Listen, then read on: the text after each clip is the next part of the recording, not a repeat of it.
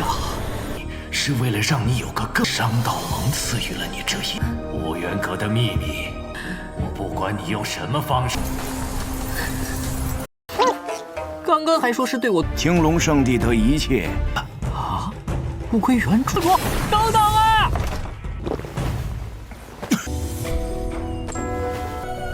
风主说：“随我来。”哎，你放手！如何更好的生存？崛起于厚积薄发，古道漫漫。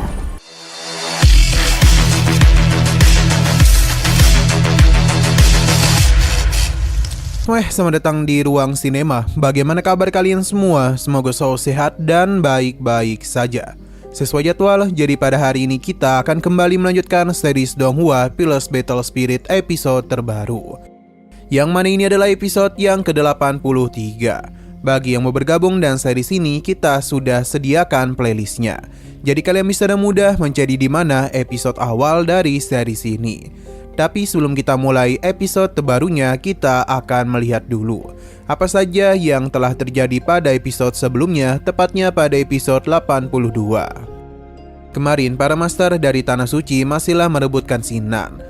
Awalnya para master Tanah Suci Sujuku tidaklah menginginkan Xingnan, hingga Feng Zuha datang sambil memberitahu karena dia itu memiliki martial spirit tingkat 8 yang begitu misterius. Feng Zuha bahkan rela memberikan semua sumber daya Tanah Suci Sujaku hanya demi Xingnan saja. Namun para master lain sudah lebih dulu mengatakan hal tersebut kepada Jiang Bilan. Duanmu menganggap dirinya sudah berada di atas angin. Sampai Jiang Bilan juga memberikan tawaran untuk memberikan apa yang telah dijanjikan oleh Tanah Sujaku kepada Xingnan. Duanmu tidak tinggal diam dan akan memberikan Papilion Duan kepadanya, yang mana 70% pendapatan Tanah Suci Xinglong berasal dari sana. Akan tetapi Jiang Bilan yakin betul kalau teknik pesonanya akan membawa Xingnan pergi bersamanya. Sayang sekali Jiang Bilan terlalu meremehkan Xingnan, karena sejak awal ia tidaklah terpengaruh oleh kekuatannya. Sekarang kita akan melanjutkan episode terbarunya. Kita dibawa ke sebuah tempat yang mana terdengar teriakan seorang gadis, yang tentu tidak bukan dia adalah Jiang Bilan. Saat ini dirinya telah disiksa oleh seseorang yang dia panggil sebagai pemimpin. Jiang Bilan memohon ampunan dari pemimpinnya. Sayangnya pemimpinnya itu tidak akan melakukan hal tersebut, karena Jiang Bilan sudah sangat mengecewakannya. Jadi dirinya akan terus memberikan cambukan-cambukan manja kepadanya. Ini pun membuat tubuh indah Jiang Bilan terluka. Pemimpin ini ternyata juga adalah gurunya, yang mana dulu dia mengakui bakat hebat yang Jiang Bilan miliki. Jadi karena itulah dia pun memungutnya dari jalan yang begitu dingin. Hingga saat ini dia sudah berhasil menjadi gadis suci aliansi bisnis. Sebagai guru dia telah merawat Jiang Bilan dengan begitu baik dan memastikan masa depannya yang cerah. Namun dia mengingatkan kalau aliansi bisnis memberikan semua ini kepadanya agar Jiang Bilan tidak mengecewakan mereka. Gurunya tidaklah mempedulikan metode apa yang Jiang Bilan miliki. Bahkan jika harus menggunakan tubuhnya sendiri, Jiang Bilan itu harus mendapatkan rahasia Papilion Huyuan. 现在更是，碧蓝是为了让你有个更商道盟赐予了你这一无缘阁的秘密，我不管你用什么方式。 Semua itu ternyata adalah ingatan dari Jiang Bilan yang sedang Xingnan amati. Sesaat kemudian dia pun melepaskan teknik tersebut dan membuat Jiang Bilan hampir pingsan. Sedangkan Miao Miao senang dan keputusan yang dia buat. Xingnan tahu kalau spirit yang Jiang Bilan miliki dapat memanipulasi pikiran orang lain. Ini memang sangat cocok dengan aliansi bisnis yang dipenuhi oleh orang-orang jahat dan tidak tahu malu. Miao Miao akhirnya tahu apa yang telah Jiang Bilan lakukan kepada Xingnan. Jadi dia tidak akan membiarkannya menyentuh Xingnan lagi. Jiang Bilan berusaha membela diri, namun orang-orang di sana sudah tahu mengenai trik licik yang dia gunakan. Tapi Jiang Bilan tidaklah menyerah. Dia menjelaskan kalau alasan dia melakukan hal itu karena rasa cintanya kepada Xingnan. Jadi mau tidak mau dia menggunakan teknik penggoda. Jiang Bilan pun mengakui kesalahannya dan meminta maaf kepada semua orang. Aktingnya sangatlah luar biasa. Bahkan Jiang Bilan akan selalu menunggu Xingnan di Tanah Suci Sujaku. Kesal dan perkataannya, Miao Miao pun hendak memukulnya. Namun Sinan menahannya karena dia tahu tujuan Jiang Bilan hanyalah rahasia dari Papilion Huyuan. Tapi seharusnya dia ingat juga kalau yang dia hadapi bukanlah pria sembarangan. Bagi Xingnan, tindakan yang telah Jiang Bilan lakukan sangatlah menyedihkan. 对不起，请各位奉主恕罪，也会继续追求你。你真的 Di tengah keributan itu, seseorang pun tertawa, yang mana beliau adalah kaisar dari Tanah Suci Sujaku, dan dia ini saatlah menginginkan Sinan. Kedatangannya membuat para master senang, karena Sinan pasti akan bergabung dengan Tanah Suci Sujaku. Duanmu meminta Tuan Suci ini untuk berhenti karena bagaimanapun Sinan telah membuat pilihan. Jika dia bertindak seperti itu, maka sama saja dengan melanggar perjanjian antara dua tempat suci. Duanmu dan para masa lainnya tidaklah tinggal diam dan mencoba untuk menyelamatkan Sinan. Namun sesaat kemudian sesuatu mulai terjadi, yang mana muncullah semacam ledakan kekuatan yang menghancurkan kekuatan dari Tuan Suci Sujaku. Dari Tuan Suci Tanah Sujaku. Ini pun mementalkan semua orang di sana, sedangkan Sinan masihlah terbang.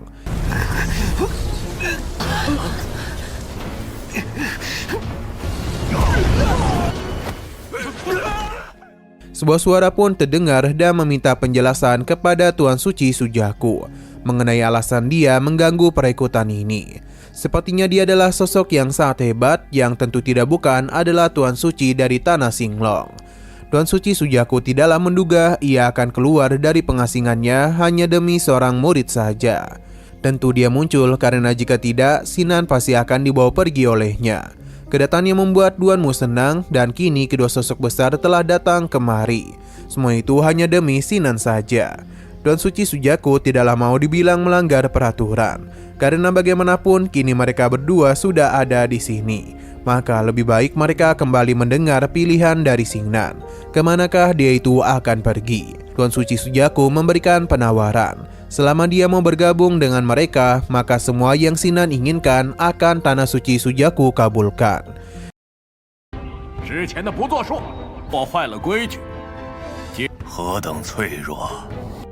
Yang memberikan penawaran tidak hanya dia saja, namun Tuan Suci Xinglong juga sama.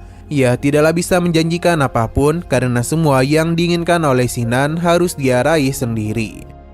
Duanmu pun menjadi panik karena itu sama saja dengan tidak memberikan tawaran. Namun Tuan Suci ini akan menjawab beberapa pertanyaan untuk Xingnan mengenai petir yang 2 tahun lalu telah menyambarnya. Tawaran yang dia berikan membuat Xingnan terkejut dan dia pun sama sekali tidaklah mengubah keputusannya. Ia akan tetap bergabung dengan Tanah Suci Xinglong. Perkataannya tentu saja membuat Tuan Suci Xinglong menjadi begitu senang. Dan mulai sekarang Sinan dapat memasuki gerbang Xinglongnya. Sedangkan Tuan Suci Sujaku menjadi begitu kesal. Bahkan dia sempat memberikan tekanan kepada Xingnan. Ia bingung mengapa Xingnan memilih hal itu. Padahal tawaran yang mereka berikan sangatlah menggiurkan. Sinan berterima kasih atas kepeduliannya. Namun ia sudah tidak bisa mengubah keputusannya lagi. Tuan Suci Sujaku paham dan kini dia akan menganggap Sinan sebagai duri yang akan selalu mengganggu pihak mereka. Dia berharap Sinan tidak akan menyesali keputusannya pada hari ini. Sinan paham dan inilah yang dirinya tunggu-tunggu. Sinan paham dan inilah yang dirinya tunggu-tunggu karena perjalanannya akan semakin menantang. Tekanan yang diberikan oleh Tuan Suci Sujaku sangatlah kuat. Bahkan ketika itu sudah dihilangkan, Sinan tidak bisa menahan diri dan harus jatuh pingsan.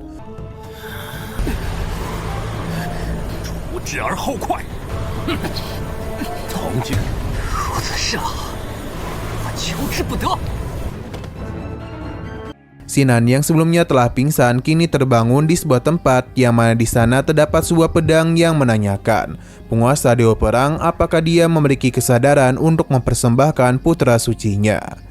Sesaat kemudian Sinan pun terbangun dari mimpi tersebut. Dia sama sekali tidaklah tahu di mana dia saat ini. Namun yang pasti di sana ada Tuan Suci dari Tanah Xinglong. Sinan mengenalinya dan segera memberikan hormat kepadanya. Kaisar Xinglong sudah tahu kalau Xingnan memiliki begitu banyak pertanyaan kepadanya. Namun untuk saat ini dia masih belumlah bisa memberitahukan Xingnan.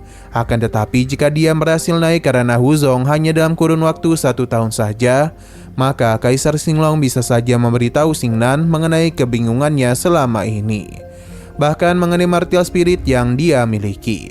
Entah kenapa Xingnan pernah mendengar semua janji itu. Dia berharap Kaisar Xinglong tidaklah berbohong kepadanya. 是我知道你能做到，我还不能告诉关于这片大地。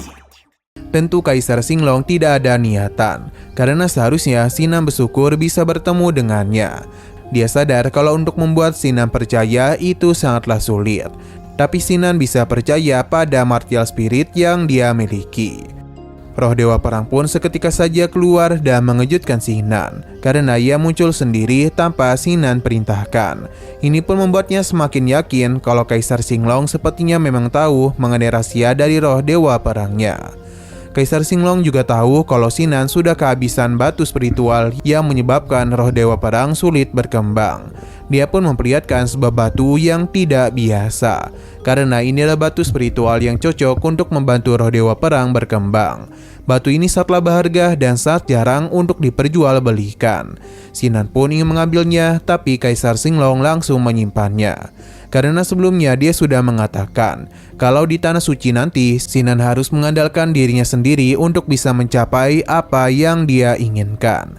Terlebih lagi Kaisar Xinglong sendiri yang memberitahu kalau dia adalah orang yang akan membantunya.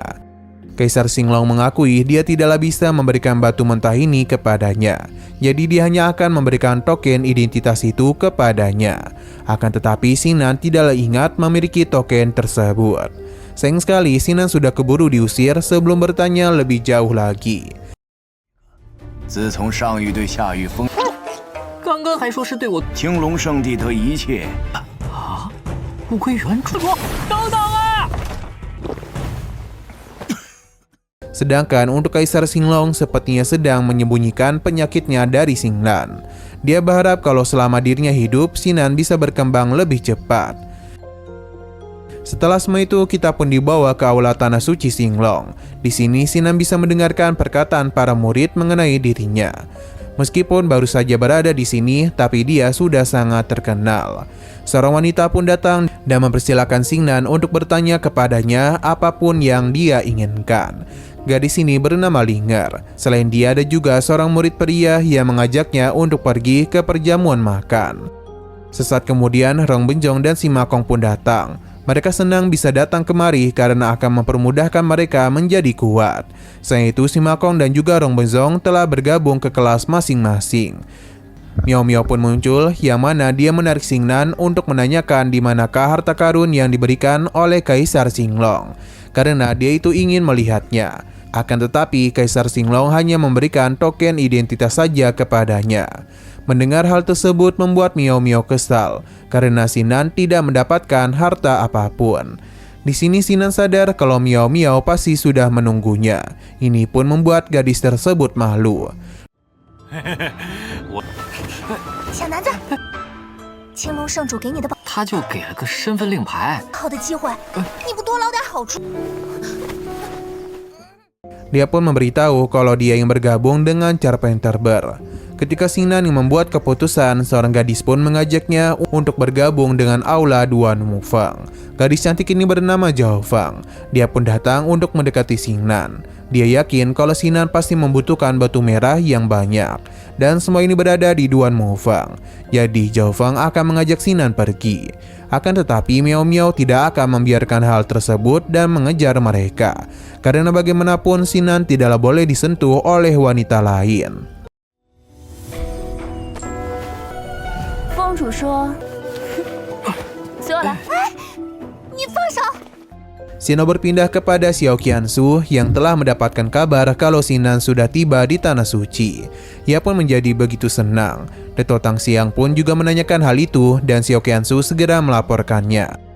Tan Xiang pun mengajaknya untuk segera berlatih, karena Xiao Qiansu tidaklah boleh ketinggalan dari Xingnan. Xiao Qiansu pun akan berlatih dengannya.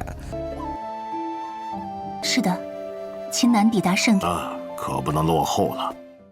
Sinel berpindah lagi ke aula penilaian para murid dari Tanah Suci. Yang mana di sini tetua Duanmu merasa begitu senang sebab Sinan akan bergabung dengan aula Duanmu Feng. Selain itu dia juga tahu kalau Miao Miao dan yang lainnya tidak tidur. Jadi Zhao Feng sebagai seorang senior diminta oleh Duanmu untuk membawa mereka beristirahat. Nah, terlihat kalau Miao Miao tidaklah menyukainya, yang sepertinya dia itu cemburu sebab Zhao Feng telah menyentuh Sinan. Setelah semua itu, perjalanan pun kembali dilanjutkan, yang mana Zhao Feng lah yang akan memimpin mereka. Dia juga memberitahu kalau pelatihan di Tanah Suci Xinglong jauh berbeda dengan Tanah Suci Sujaku, sebab mereka hanya memiliki satu tujuan, yakni cara bertahan hidup yang lebih baik. Yang disebut hidup adalah kekuatan. Selama ada itu, maka mereka masihlah memiliki harapan untuk bisa hidup. Perjalanan mereka sangatlah panjang dan sudah banyak orang hebat yang berkumpul di sana. Mereka bisa bangkit dari pengalaman mereka. Ketika mereka itu terus berkembang, maka kedepannya mereka bisa mendapatkan harta karun yang paling istimewa. Mendengar hal tersebut membuat Xingnan semakin tertarik. 如何更好的生存？崛起于后期勃发，古道漫漫。 Tapi sayang sekali lagi seru-serunya episodenya pun harus bersambung dulu. Oke, sekian dulu pada video kali ini. Untuk video selanjutnya akan segera hadir. Jadi bagi kalian yang ingin mengikuti series ini, langsung saja klik subscribe dan aktifkan loncengnya. Terima kasih yang sudah menonton video sampai habis. Jika ingin suka pada video ini, klik like dan share ke teman-teman kalian tentang channel ini. Dan ditunggu aja kelanjutannya. Oke, sampai jumpa di video selanjutnya.